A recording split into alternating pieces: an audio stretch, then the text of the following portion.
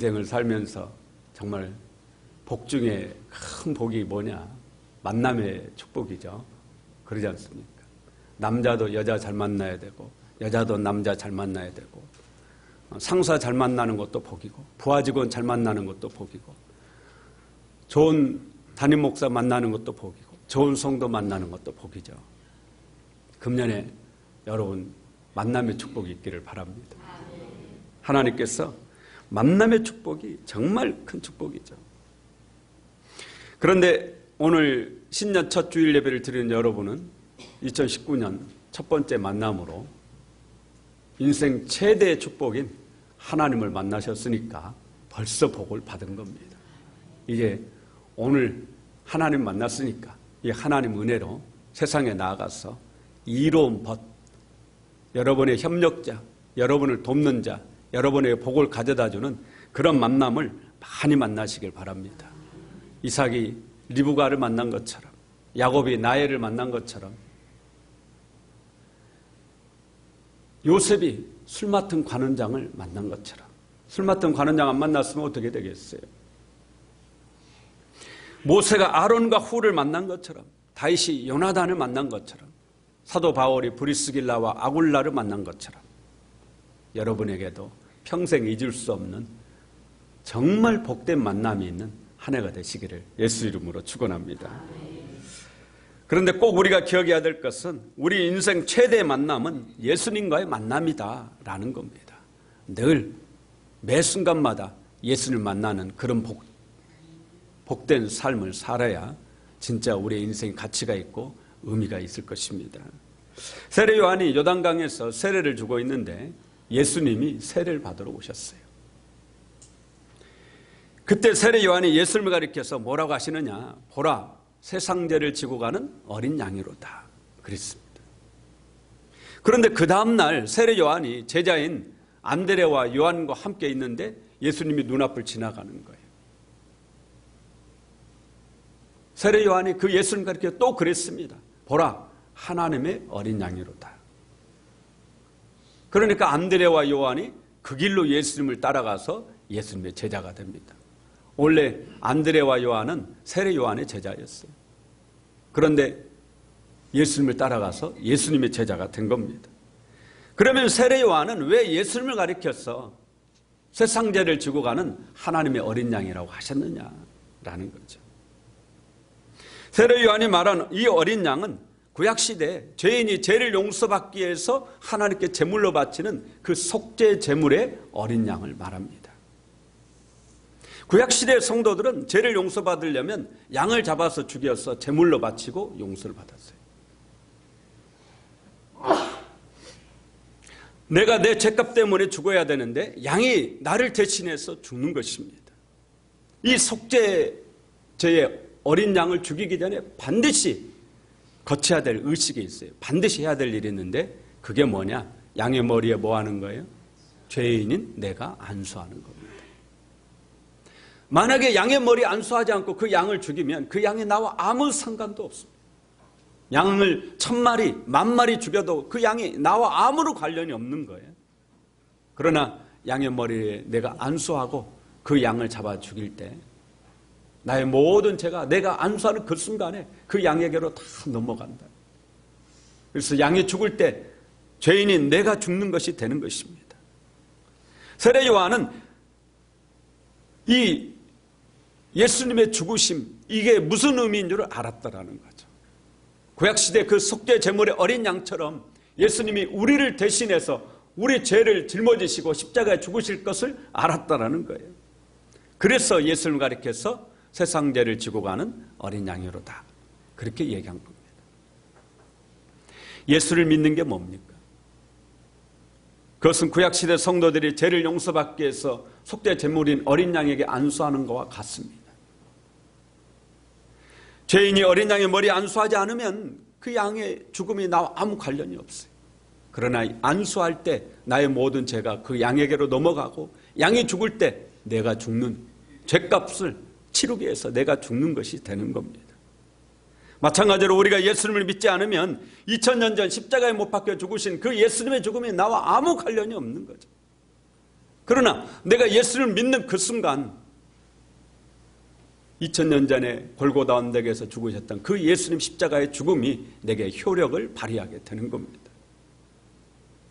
예수님의 죽음이 나의 죽음이 되는 겁니다. 내 죄값으로 내가 죽어야죠. 죄 삭슨 뭐라고 그래요, 성경에? 사망이라잖아요.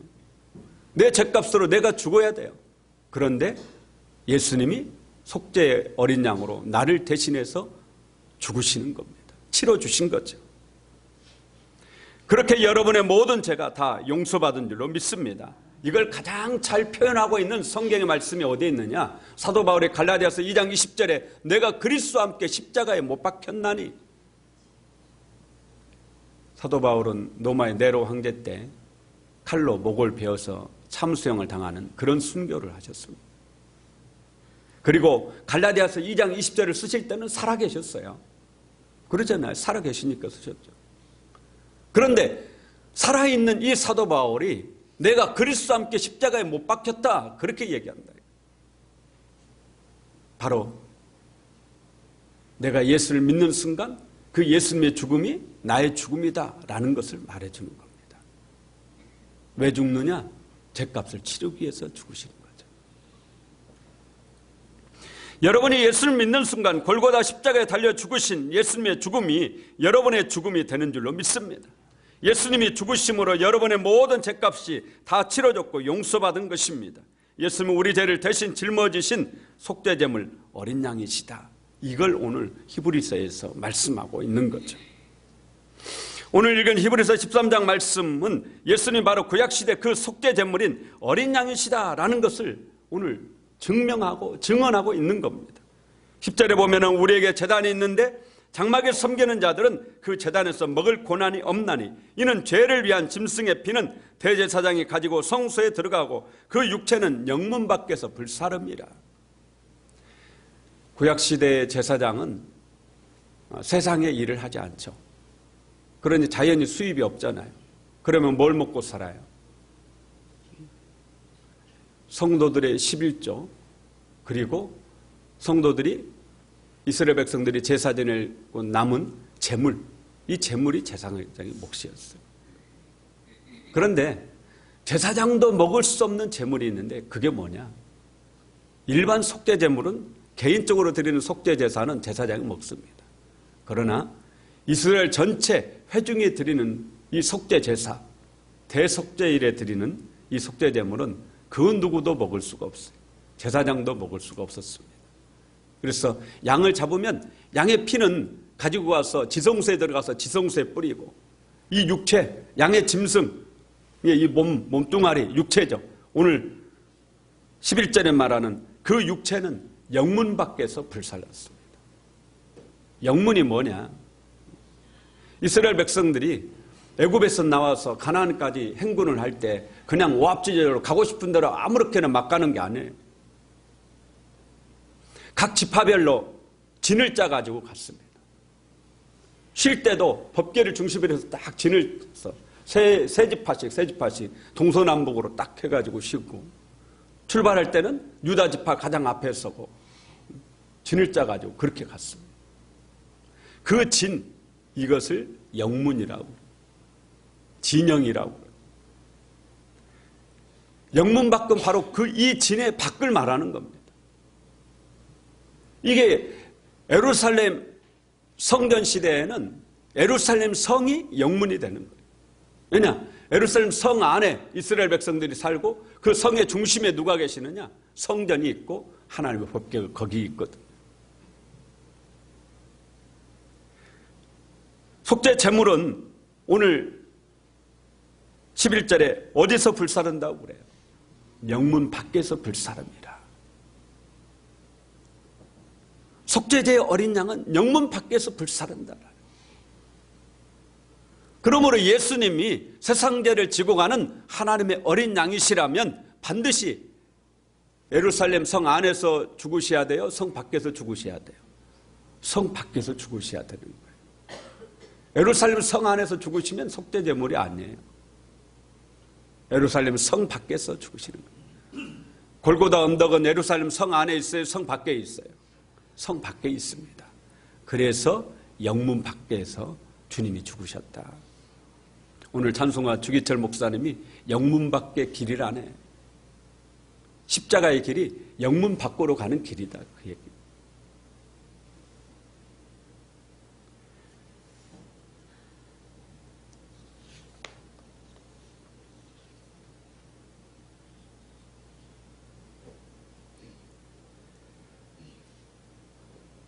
오늘 구약시대 성도들이 속죄제를 통해서 죄를 용서받은 것처럼 여러분은 영문 밖에서 죽으신 예수님의 피로 모든 죄를 깨끗이 씻김받고 용서받은 줄로 믿습니다. 죽어서 하나님 나라의 심판대 앞에 우리도 서는 거죠. 그때 우리의 죄값을 우리가 치러야 되는데, 그러나 이미 누가 치르신 거예요? 예수님이 치르신 거죠.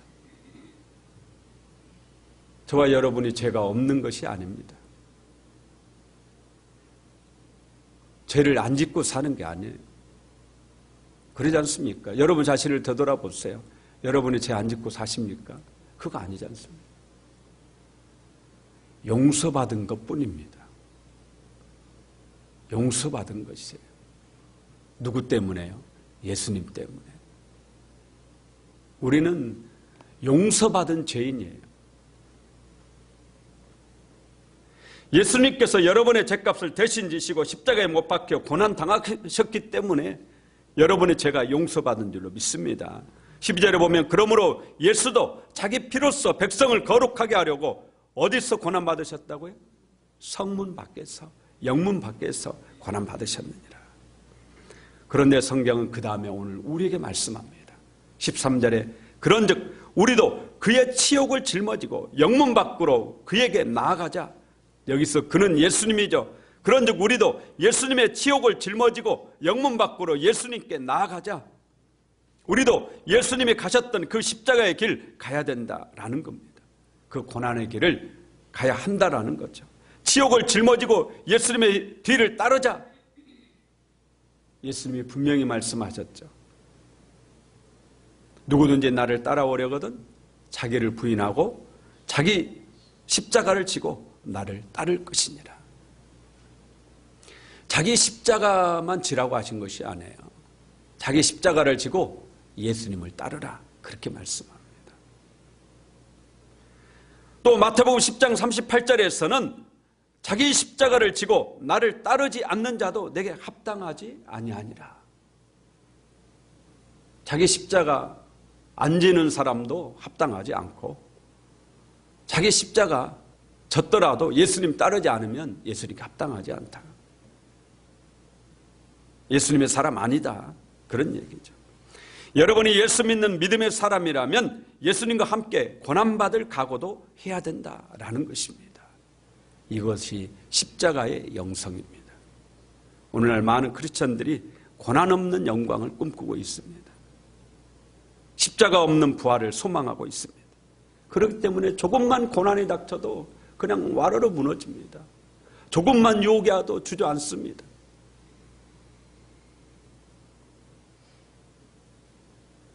정말 잘 믿는 것 같은데 조금만 어려움이 와도 그냥 넘어져요. 왜냐? 십자가의 영성이 없다 이거죠. 고난의 영성이 없습니다. 광야의 영성이 있어야 되거든요. 광야 없는 가나안은 없어요. 그러지 않습니까? 광야 걷지 않고 가나안 어떻게 갈 수 있습니까? 가나안을 가려면 반드시 광야를 통과해야 되는데요. 그런데 우리는 광야 없는 가나안 꿈꾸고 있지는 않습니까? 예수님은 십자가를 지고 예수님들을 따르라고 그러는데 십자가 없는 영광 꿈꾸고 있지는 않습니까? 초대 로마교회 성도들은 말로 다 할 수 없는 핍박 속에서 신앙생활을 해야 됐습니다. 하루하루가 피를 말고 생과 사를 넘나드는 그런 살떨리는 삶을 살았어요. 붙잡히면 죽습니다. 예수 믿는다는 이유로 온갖 고문과 치욕을 다 받고 아주 잔인하게 학살당했습니다. 얼마나 하루하루가 두렵겠어요. 그런데 그들은 그 속에서도 쉬지 않고 예수님을 전했어요. 내가 복음을 전해서 이 사람이 안 받아들이고 신고하면 난 죽는 겁니다. 얼마나 두려운 거예요. 그러지 않습니까? 내가 예수 믿자고 했는데 이 사람이 안 받아들이고 이놈 예수쟁이네. 그리고 신고하면 끌려가는 겁니다. 그리고 고문당하고 온갖 지옥 다 당하고 잔인하게 학살당하는 겁니다. 살해되는 거죠. 그런데도 전도했다라는 복음을 전했어요. 놀랍게도 300년도 안 돼서 그 거대한 로마 제국이 기독교 국가가 된 것이죠. 얼마나 놀라운 일이에요. 이분들이 어떻게 이게 가능합니까? 바로 십자가의 영성이 있기 때문이죠. 광야의 영성이 있는 겁니다. 고난받기를 두려워하지 않은 겁니다. 고난 속에서 핀 꽃이 향기롭고 고난 속에서 맺힌 과일이 맛이 뛰어나죠. 오늘 13절에 그런즉 우리도 그의 치욕을 짊어지고 영문 밖으로 그에게 나아가자. 우리에게 영문 밖은 세상입니다. 우리가 세상으로 나아가야 되는데 그냥 가면 안 됩니다. 반드시 예수님처럼 십자가를 져야 됩니다. 십자가 지지 않고 세상으로 나아가는 자는 세상에 동화되고 맙니다.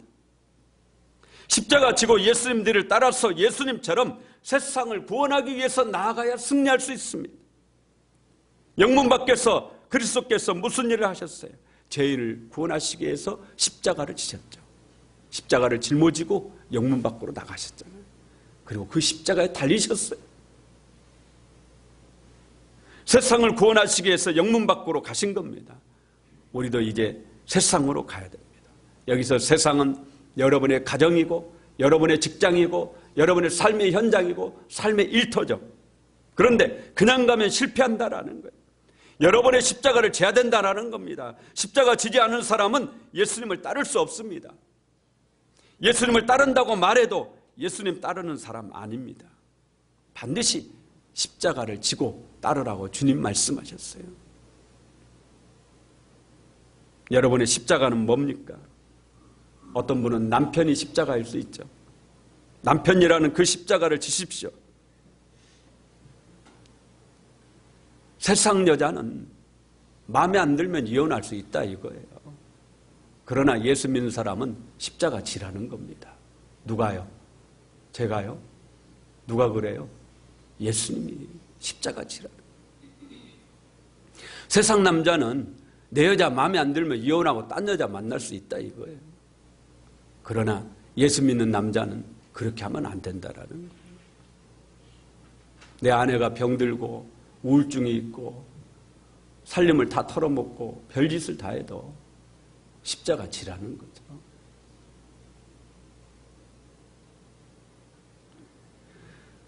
세상 부부는 마음에 안 들면 갈라서고 편하게 살아라라는 거예요. 그러나 우리 예수 믿는 사람은 안 된다라는 겁니다. 십자가 지라는 거죠.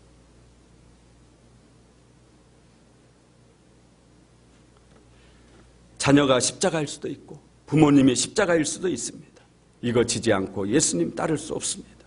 지금까지는 혹 십자가 못 졌다면 이제부터라도 금년부터라도 십자가를 지는 각오와 결단이 우리에게 있어야 되겠습니다. 십자가 지고 가야 세상을 구원할 수 있어요.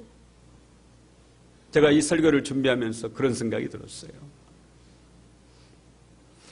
오늘날에 얼마나 많은 할아버지, 할머니가 손주들을 기르고 있어요. 왜 기릅니까? 부모가 이혼해가지고 결국에는 그 자식이 다 할아버지, 할머니 몫이 돼요. 우리나라만 그런 거 아닙니다. 영국도 그러고 프랑스도 그러고 선진국도 지금 난리예요. 뭐가 난리냐? 양육권 전쟁으로 난리예요. 양육권 전쟁으로. 할아버지 할머니가 어려서 이 아이들을 기르다 보니까 이 아이들하고 너무 정이 들어서 이 아이를 계속 만나고 싶은데 나중에 엄마가 못 만나게 하는 거예요. 엄마가 데려가겠다라는 거예요. 이 할아버지 할머니는 안 내놓겠다라는 거예요. 정이 들었어. 그래서 지금 영국에서는 이 양육권 전쟁 때문에 아주 심각하더라고요. 그런데 제가 그런 생각을 해봤어요. 우리 예수 믿는 부부가 어떤 일이 있어도 참고 이겨내고 믿음으로 살면